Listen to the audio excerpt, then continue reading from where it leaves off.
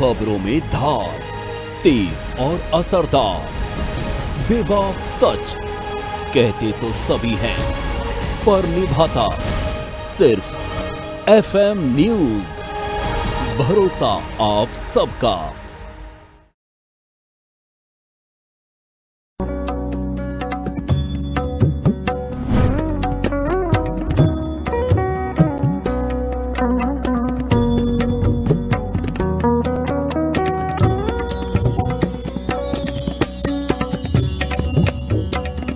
या देवी सर्वभूतेषु शक्तिरूपेण संस्थिता नमस्तस्यै नमस्तस्यै नमस्तस्यै नमो नमः। जय माता दी दर्शकों, तो मैं नितिशा बंसल आज फिर हाजिर हूँ आपके सामने। हम बात करेंगे शुभ नवरात्र के बारे में कि कैसे आज के दिन माँ को रिझाएं, माँ को मनाएं, कैसे माँ को प्रसन्न करें। तो आज है नवरात्र का दूसरा दिन और आज की जाती है माँ ब्रह्मचारिणी की आराधना। स्टूडियो में हमारे साथ मौजूद हैं आचार्य विकास शास्त्री जी। जय माता दी। जय माता दी। आचार्य जी हमें बताएंगे कि कैसे माँ ब्रह्मचारिणी का पूजन किया जाए, क्या उनका स्वरूप है, क्या उनकी महिमा है और कैसे आप सबसे ज्यादा फलदायक आपकी पूजा हो सकती है आज के दिन। तो चलिए शुरू करते हैं। सबसे पहले आचार्य जी, हम जानना चाहेंगे माँ ब्रह्मचारिणी के इस स्वरूप के बारे में। जैसे कि आज माता का द्वितीय दिवस है, नवरात्र का द्वितीय दिन है और इनका नाम ही ब्रह्मचारिणी, अर्थात जो ब्रह्मचर्य की देवी हूँ, तप की देवी हूँ, तपस्या की देवी हूँ, व्रत की देवी हूँ। इनसे हमें ये सीख मिलती है कि जीवन में जब कोई आराधना करनी हो तो उसमें कितनी सत्या, कितनी निष्ठता से वह करनी चाहिए, कितनी लगनता से वह हमें करनी चाहिए। माता ये सब दर्शाती है। माता का स्वरूप है कि श्वेत वस्त्र को धारण करने वाली माँ ब्रह्मचारिणी एक हाथ में माला धारण की हुई, दूसरे हाथ में कमंडल को धारण करी हुई है। ये तप की देवी है। एक समय की बात है, ये माता पार्वती का ही वह स्वरूप हैं जिन्होंने शिव को पाने के लिए कठिन तपस्या करी। जब माँ ने अपने सुख को त्यागा, जब माँ ने अपने राजत्व को त्यागा, समस्त भोग सामग्री, भोग वस्तुओं को त्याग कर वह शिव को पाने के लिए निकल पड़ी। तो माता ने तपस्या का मार्ग चुना। नारद जी ने उनका मार्गदर्शन किया कि हे मातेश्वरी, शिव को पाने के लिए आपको संसारिक वस्तुओं का त्याग करना पड़ेगा, आपको शिव के समान ही बनना पड़ेगा, तब आपको शिव अर्पण करेंगे, तब आपको शिव मिलेंगे। तो उन्होंने भगवान शंकर को पाने के लिए नारद जी का वह कथन माना और वह अपना राजपाट सब कुछ त्याग कर बिल्कुल साधुत्व वेश में निकल पड़ी। उन्होंने तप आरंभ किया। प्रथम वह फलों को धारण करने लगी, फलों को खाने लगी। उसके बाद जीवन के जीने के लिए उन्होंने फल का भी त्याग किया, वे कंदमूल को खाने लगी। उसके बाद और तपस्या बढ़ी, फिर भी शंकर ना मिले तो फिर उन्होंने प्रकृति से पत्ते स्वरूप में पत्तों का भोग करने लगी। जब उन्होंने पत्तों को भी त्याग दिया तो उनका एक नाम अपर्णा पड़ा। उसके बाद जब भगवान शंकर ना मिले तो केवल वायु का आहार लेने लगी। तो उनके इस तप से कहते हैं 14 लोक जो है अपने धुरी से अस्थिर होने लगे। 14 लोकों में भूकंप आने लगा, त्राहिमाम त्राहिमाम होने लगा, इंद्र का आसन डोलने लगा, सारी पृथ्वी पर त्राहिमाम त्राहिमाम हो गया। सभी देवता ब्रह्मदेव के पास गए कि हे ब्रह्मदेव, भगवान शंकर तो भक्ति में लीन है, वो तो योग निद्रा में चले गए, भगवान विष्णु भी योग निद्रा में हैं, हम आपके ही पास आए हैं, आप माता को शांत कराइए, नहीं तो ये 14 लोग अपनी धुरियों को छोड़ देंगे। फिर ब्रह्मदेव माता पार्वती के समक्ष पहुँचे। उन्होंने माता पार्वती से प्रार्थना करी कि हे माँ, आप अपने तप को ऐसे ना बिखेरें, आपकी ऊर्जा से सारे लोक हिल रहे हैं। माँ प्रसन्न हुई। ब्रह्मा जी ने उन्हें वरदान दिया कि आपको भगवान शंकर अवश्य ही प्राप्त होंगे, आज से आपका यह स्वरूप ब्रह्मचारिणी कहा जाएगा। तब से यह नाम माता का पड़ा। ब्रह्मचर्य का पालन करने वाली, तप को बताने वाली, तप की देवी, योग की देवी, व्रत की देवी है माँ ब्रह्मचारिणी। आचार्य जी, कैसे माँ ब्रह्मचारिणी ने अवतार लिया इसके बारे में हमने जाना। अब माँ के स्वरूप के बारे में कुछ बताएं। माँ के हाथ में जिस तरह से कमंडल है, किस तरह के वस्त्र माँ धारण किए हुए हैं? माता ब्रह्मचारिणी, जैसे मैंने आपको बताया कि ब्रह्मचर्य का पालन करने वाली हैं, तप को करने वाली, ये सत्यता को दर्शाती हैं, तप को दर्शाती हैं कि मनुष्य को कैसे तपस्या करनी चाहिए। श्वेत वस्त्र को धारण करने वाली हैं माँ ब्रह्मचारिणी। उनके एक हाथ में माला है, द्वितीय हाथ में कमंडल है। केवल ब्रह्मचर्य को, सात्विकता को धारण करने वाली जो भी इन देवी की आराधना करता है उसे सात्विकता का विशेषता ध्यान रखना पड़ेगा। माता के एक हाथ में जप माला है कि मानव को भगवान की प्राप्ति के लिए घोर तपस्या करनी चाहिए, और कमंडल को धारण करने वाली की जो है समस्त ब्रह्मांड, समस्त सृष्टि उनके कमंडल में जैसे विराजित है, इस रूप यह स्वरूप माता का है। एक हाथ में माता की माला है, द्वितीय हाथ में कमंडल है, और श्वेत वस्त्र को धारण करी हुई हैं माँ ब्रह्मचारिणी। ये तपस्या का स्वरूप है। आचार्य जी, आपने बताया कि माँ तपस्या का स्वरूप है और तप को सिंबलाइज करती है। एक तरह से तपस्या जिसको करनी है वो माँ ब्रह्मचारिणी की ही आराधना करेगा। माँ से तपस्या की हमें प्रेरणा मिलती है। माँ के वस्त्र भी हमने देखा सफ़ेद रंग के हैं। और तो क्या जो भक्तगण हैं जो उनकी पूजा कर रहे हैं, तो वो अपनी पूजा आराधना में सफ़ेद रंग का ही इस्तेमाल करें, सफ़ेद वस्त्र धारण करें, क्या क्या करें? पूजन का जो विधि है इनकी, वो थोड़ा विस्तार से बताएं। देखिए, जिस देव का हम पूजन करते हैं उन्हीं की तरह आचरण, उन्हीं की तरह व्यवहार हमें रखना चाहिए। तो उससे क्या होता है, हमारी तपस्या और फलीभूत होती है। हमें भगवान या हमारी भक्ति पूर्ण तभी होती है जब उन देवता की चीज़ों को हम अपने अनुरूप कर लें। तो जैसे माँ श्वेत वस्त्र को धारण कर लिए, सफ़ेद रंग शांति का प्रतीक है, तप का प्रतीक है, इसलिए श्वेत वस्त्र हमें धारण करने चाहिए माँ की तपस्या के लिए। और माता को सफ़ेद फूल अर्पित करने चाहिए। मैंने जैसे बताया कि आपको माता के पूजन के लिए ब्रह्मचार्य का विशेष ब्रह्मचार्य ध्यान रखना पड़ेगा कि हमें जो है ब्रह्मचार्य के नियमों का पालन करना पड़ेगा, और हमें जो है माता की प्रसन्नता के लिए उनके अनुरूप ही कार्य करने पड़ेंगे। जैसे कि प्रातः जब हम उठें, हम स्वच्छता का ध्यान रखें, स्नान इत्यादि कर कर सफ़ेद चंदन हम लगावें। उसके बाद जो है अपने आसन पर बैठकर माता का आवाहन करें कि या देवी सर्वभूतेषु ब्रह्मचारिणी रूपेण संस्थितां नमस्तस्यै नमस्तस्यै नमस्तस्यै नमो नमः। इस मंत्र से माता का आवाहन करें। उसके बाद माता को उठाएं, उनके वस्त्र इत्यादि उतार कर उनको सर्वप्रथम जल से स्नान कराएं। ओम ब्रह्मचारिणी नमः जलः स्नानम समर्पयामि हैं। उसके बाद जो है माता को दूध चढ़ाएं।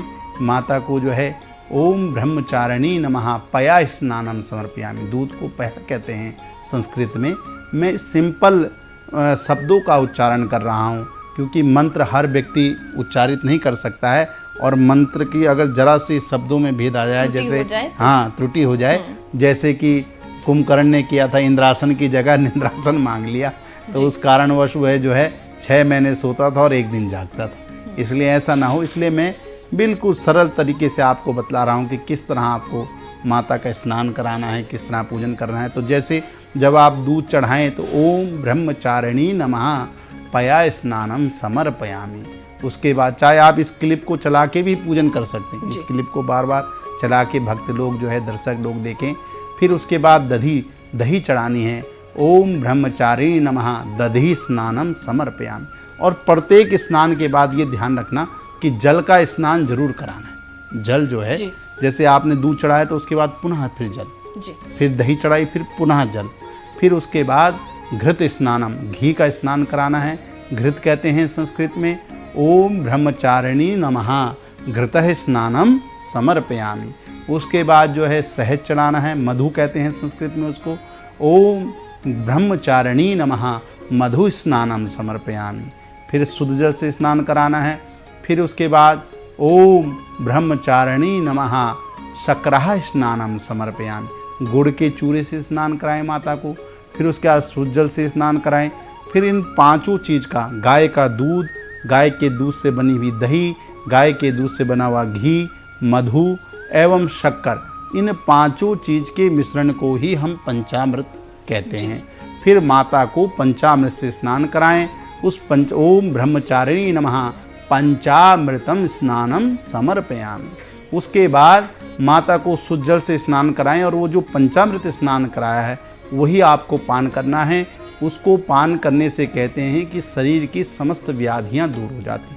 आपके घर में बहुत समय से कोई रोगी व्यक्ति हो, किसी को जो है जैसे आज ब्रह्मचारिणी का दिन है, माता का पूजन करने से जिन बच्चों को याद करने में स्मरण शक्ति वीक होती है, याद ना होता हो, पढ़ने में दिक्कत आती हो, स्मरण शक्ति में दिक्कत हो, तो वह उस पंचामृत से जो बना चन्नामृत है उसका पान करेंगे तो उनको ये समस्या उससे दूर हो जाएगी। पंचामृत स्नान कराने के बाद माता को कलावा चढ़ावें। ओम ब्रह्मचारिणी नमः वस्त्रम समर्पयामि। फिर उनको वस्त्र पहनाएं। फिर उसके बाद उनको रोली लगाएं। ओम ब्रह्मचारिणी नमः गंधम समर्पयामि। फिर उसके बाद अक्षत उनको चढ़ावें। ओम ब्रह्मचारिणी नमः अक्षतम समर्पयामि। फिर उसके बाद माता को श्वेत फूल चढ़ाएं।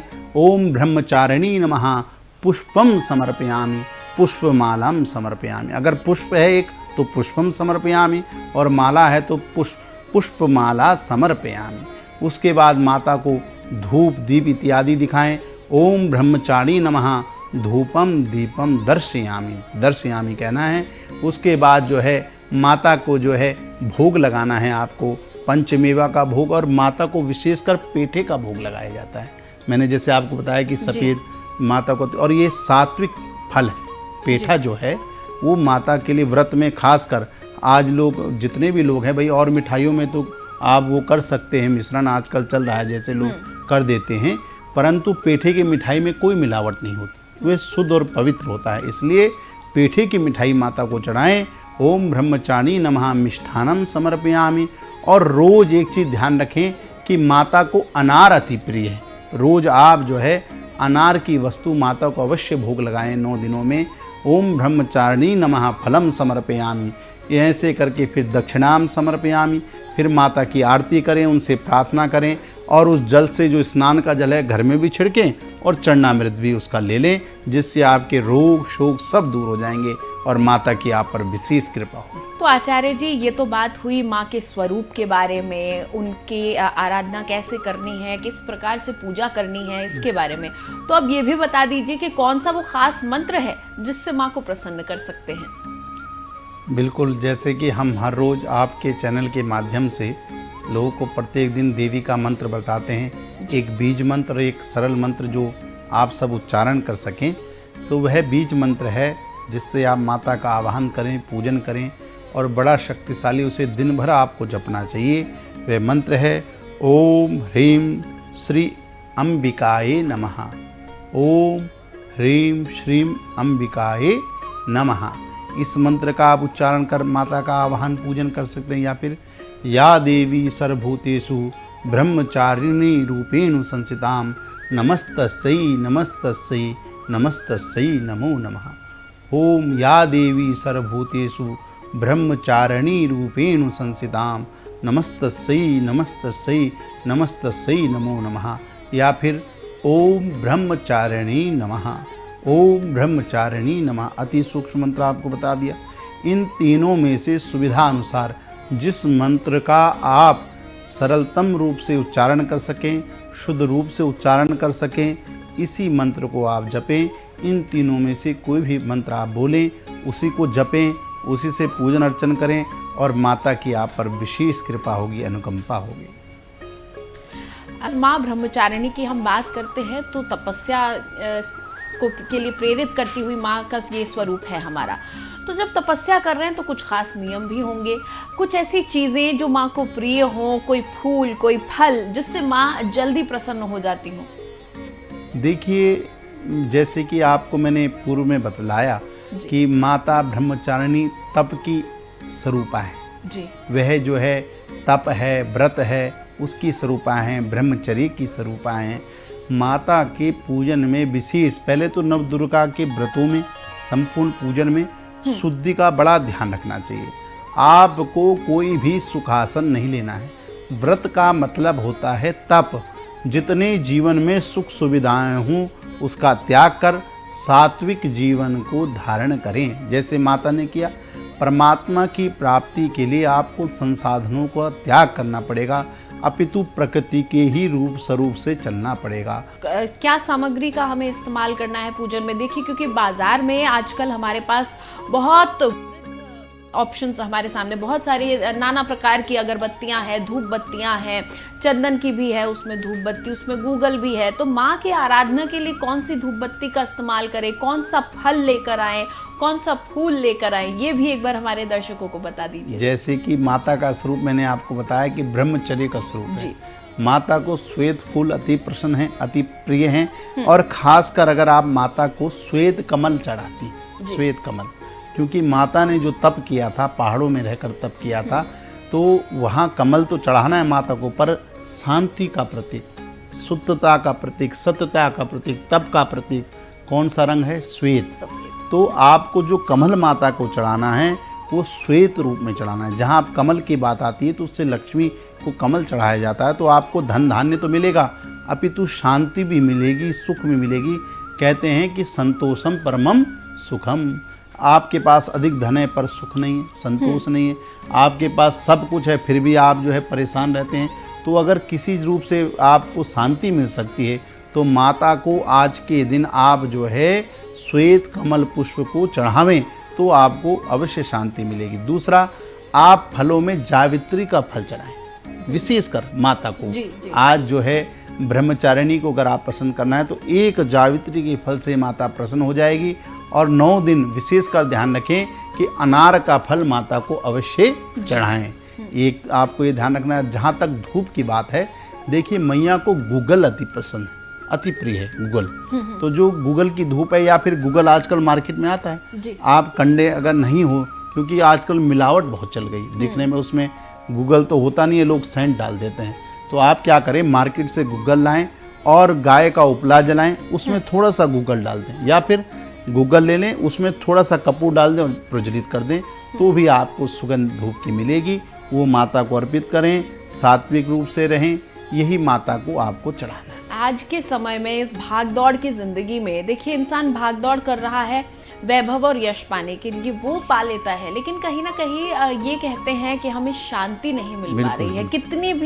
कितना भी धन हम अर्जित कर ले, कितने भी जतन कर ले, सब प्राप्त कर लिया, वैभव मिल गया, आज ऐश्वर्य मिल गया है, यश मिल गया है, लेकिन शांति की तलाश अब भी खत्म नहीं हुई है। तो जब माँ का ऐसे स्वरूप की हम आराधना कर रहे हैं जो तप की देवी है, तप का मतलब संतोष, आपको बहुत संयम रखना है, बहुत संतोष रखना है, तब जाकर आप तपस्या करेंगे, और तब जाकर तपस्या आपकी स्वीकार कब होगी इसका भी नहीं पता, तो आपको लंबे समय तक रखना है। तो क्या माँ ब्रह्मचारिणी की आराधना से भक्तों को शांति, संयम, संतोष भी मिल सकता है? उसकी प्राप्ति कैसे होगी? बिल्कुल, जैसे कि मैंने आपको बताया कि माँ तप की देवी हैं, माँ शांति की देवी हैं, माँ जो है आचरण की देवी, कि हमें जीवन में कैसे आचरण करना चाहिए, किसी चीज़ को भी अगर हमें पाना हो तो किस शिद्दत से हमें वह क्रिया करनी चाहिए, ये माता हमें सिखलाती है। माता का क्रियाकलाप हमें सिखलाता है। परमात्मा ने जितनी भी चीज़ें हम लोग आपको बताते हैं, जो लीलाएं रची, ईश्वर को क्या ज़रूरत है कि आने वाले मानवों के लिए, आने वाले समय के लिए, सृष्टि के लिए मानव इतनी जड़ बुद्धि युक्त हो जाएगा कि इस झूठे संसार को, नश्वर संसार को मानव सत्य मानेगा। आज मानव मंगल तक पहुंचने की परिकल्पना कर रहा है, परंतु उसे इस पृथ्वी लोक में भी रहना नहीं आ पा रहा है। इसलिए क्या करना है, देखिए, माता के लिए आपको तप करना पड़ेगा, उनके अनुरूप को जीवन को जीना पड़ेगा। सात्विक वस्तुओं का पान करें, सात्विकता से रहें, ब्रह्मचर्य का पालन करें, ऐश्वर्य जो हमारे सुख संसाधनों की चीज़ें हैं उसको त्यागें, और जितना आप तप करेंगे आप देखेंगे आपको बड़ा आनंद आएगा। फल का आप भोजन करते हैं, शरीर में किसी प्रकार का विकार उत्पन्न नहीं होगा, कम मसालों का, क्योंकि इसमें तो कोई मसाले आप खाते ही नहीं, आपके शरीर में कोई भी जो है परेशानी आपको नज़र नहीं आएगी। हैं, सात्विक वस्तु का आप भोजन करें, जूस इत्यादि पिएं, फलों का रस आप इत्यादि पिएं, मन से आप शुद्धि रखेंगे, झूठ नहीं बोलेंगे, प्रपंच नहीं करेंगे, तो आपको किसी प्रकार की अशांति भी नहीं रहेगी, स्वाभाविक है। तो जिन चीज़ों से आप चल रहे हैं, जैसे ही आप माता का पूजन करेंगे और माता की विशेष आप पर कृपा होगी, तो आपके मन में शांति ही शांति, आपके जीवन में सुख और समृद्धि ही समृद्धि आपको पूजन से प्राप्त होगी। आचार्य जी, अब हमने ये भी जान लिया कि माँ को कैसे प्रसन्न करें, माँ से खासकर क्या हमें लाभ मिल सकते हैं, माँ की आराधना से कैसे हम अपने जीवन को और सरल कर सकते हैं और मंगलमय हो सकता है। अब ये भी बताएं कि हर रोज़ हम बात करते हैं कि नवग्रहों का संबंध भी 9 देवियों से है। तो आज जब हम द्वितीय दिन माँ ब्रह्मचारिणी की आराधना कर रहे हैं, तो आज माँ की आराधना से किस ग्रह दोष में हम छुटकारा पा सकते हैं, किस ग्रह दोष का निवारण किया जा सकता है और कैसे? देखिए, ये जो ब्रह्मचारिणी माता है जी, इनके पूजन से कहते हैं कि वैसे तो मैंने आपको बताया ना, जब भी ग्रहों की शांति के लिए तो जैसे नवदुर्गा हैं ऐसे नवग्रह हैं, इसी तरह अगर आज आप द्वितीय दिवस का माता का पूजन कर रहे हैं तो इसी पूजन क्रियाकलाप में एक माला राहु की जप लें। ओम भ्राम भ्रीम भ्रूम सह राहवे नमः। मैं एक बार पुनः बोल रहा हूँ, ओम भ्राम भ्रीम भ्रूम सह राहवे नमः। इस मंत्र का आप उच्चारण करें। आपको YouTube से, नेट से, गूगल से, कहीं से भी ये मंत्र मिल जाएगा। अन्यत्र इसी एपिसोड को आप सुने, आपको ध्यान हो जाएगा। लिख लीजिए, ओम भ्राम भ्रीम भ्रूम सह राहवे नमः। अगर इस मंत्र का उच्चारण कर लें बहुत बढ़िया, नहीं तो ओम राम राहवे नमः। ओम राम राहवे नमः। राहु माइग्रेन देते हैं, सिर से संबंधित समस्या देते हैं, गुप्त रोगों को राहु देते हैं, जीवन में बाधाएं जो आती हैं वो भी राहु देते हैं। परंतु अगर राहु को आप प्रसन्न कर देते हैं तो कहते हैं राहु बाहुबलम करोति सततम। राहु जीवन में बाहुबल को बढ़ाता है, आपके वैभव को बढ़ाता है, आपके जीवन में खुशहाली ला देगा। राहु आपके समस्त शत्रुओं की विपत्तियों को दूर कर देगा। जो शत्रु विपत्ति कर रहे हैं राजनीतिक क्षेत्र में, व्यापारिक क्षेत्र में, सामाजिक क्षेत्र में, कहते हैं छवि को निर्धारित करते हैं राहु, तो आपकी छवि बेदाग कर देंगे। आपके जितने भी शत्रु हैं वह समस्त परास्त हो जाएंगे केवल एक माला करने से। आज के दिन पर वह माला, मैंने कहा ना, मन से तन से बिल्कुल ध्यान पूर्वक अगर आप करते हैं, ओम भ्राम भ्रीम भ्रूम सह राहवे नमः या ओम राम राहवे नमः, इस मंत्र का उच्चारण कर कर आप जो है राहु की शांति कर सकते हैं। जीवन में आने वाली बाधाओं को दूर करते हैं। व्यवसाय में, व्यापार में, आपके जीवन में, कार्य क्षेत्र में जो भी बाधाएं आ रही हैं, इस मंत्र का जाप करने से वे सब दूर हो जाएंगे। तो अगर आप अपनी बेदाग छवि चाहते हैं, आप चाहते हैं मेरे शत्रु मेरे आगे खड़े ना हो पाएं, तो आज के दिन अगर आप राहु का पूजन करते हैं, राहु से संबंधित काला कंबल हो गया, काली दाल हो गई, काले तिल हो गए, सरसों का तेल हो गया इत्यादि, और जो है राहु के लिए ये सब अगर आप दान करते हैं तो आपको अवश्य में, और कुछ दक्षिणा सहित, पर ये जो दान दिया जाता है ये दरिद्र लोगों को दिया जाता है। दरिद्र माने जो है आँखों से जो है वैसा हो, लूला हो, लंगड़ा हो, कोढ़ी हो, इन लोगों को ये दान दिए जाते हैं। इस जगह आप जैसे कोढ़ी आश्रम जो होते हैं वहाँ अगर आप चले जाएं, जो मलिन लोग हैं, जिनके पास धन का अभाव है, गरीब लोग हैं, उनको अगर आप दान करते हैं तो राहु उससे बड़े प्रसन्न होते हैं। तो इन चीज़ों का अगर आप दान करते हैं और राहु से संबंधित अगर आप जाप करते हैं तो आप देखेंगे कि आपके आगे कोई भी शत्रु कितना भी प्रयास कर ले, आपकी छवि को वह खराब नहीं कर सकता, और राहु की कृपा से आपके बाहुबल में बढ़ोतरी होगी। यानी आज माँ ब्रह्मचारिणी का अगर आप व्रत अच्छे से कर लेते हैं, पूरे मन के साथ करते हैं, ना सिर्फ अपने जीवन में संतोष ले आएंगे, संयम ले आएंगे, बल्कि आपका यश भी बढ़ेगा। और राहु कई बीमारियों के कारक होता है, तो राहु दोष से भी आपको छुटकारा, खासकर माइग्रेन, मानसिक समस्याएं जो देता है, हाँ। लोगों को जो है जो चीज़ है नहीं उसका भ्रमित होना, या ऊपरी इत्यादि चक्कर इत्यादि होना, और मानसिक समस्याओं को राहु देता है, सिर से जुड़ी समस्याओं को राहु देता है, माइंड का कैंसर जो है, दिमागी कैंसर, ये भी राहु देता है। तो सिर से संबंधित जितनी भी समस्याएं हैं, नसों से संबंधित भी समस्या राहु देता है। नर्वस सिस्टम, हाँ। दर्शकों को मैं बता दूं कि दरअसल नर्वस सिस्टम जो हमारा होता है, उससे जुड़ी हुई जो हमारे विकार हैं, उनसे हमें मुक्ति मिल सकती है। आज के दिन खासकर, वैसे राहु का दिन बुधवार होता है, पर आज के दिन अगर माता ब्रह्मचारिणी की आराधना करने से राहु अति प्रसन्न हो जाते हैं, तो माता का तो आराधना करें। एक मंत्र की माला इससे भी कर दें, ओम भ्राम भ्रीम भ्रूम सह राहवे नमः, ओम राम राहवे नमः, या इस मंत्र का जाप करें तो अवश्य में आप पर कृपा होगी। आपके समस्त रोग दूर होंगे, शोक दूर होंगे, यश कीर्ति धन आपका बढ़ेगा, बाहुबल आपका बढ़ेगा, और जीवन में आने वाली समस्त बाधाएं दूर हो जाएंगी।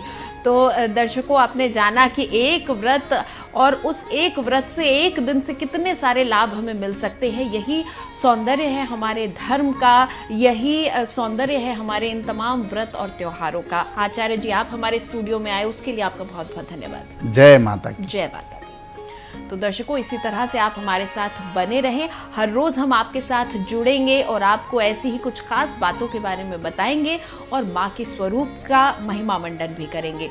खबरों के लिए आप बने रहिए FM न्यूज के साथ।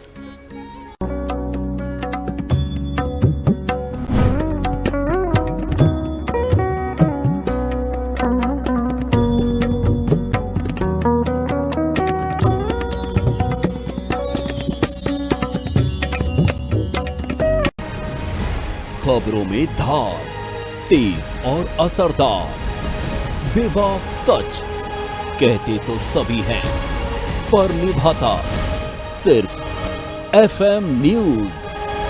भरोसा आप सबका।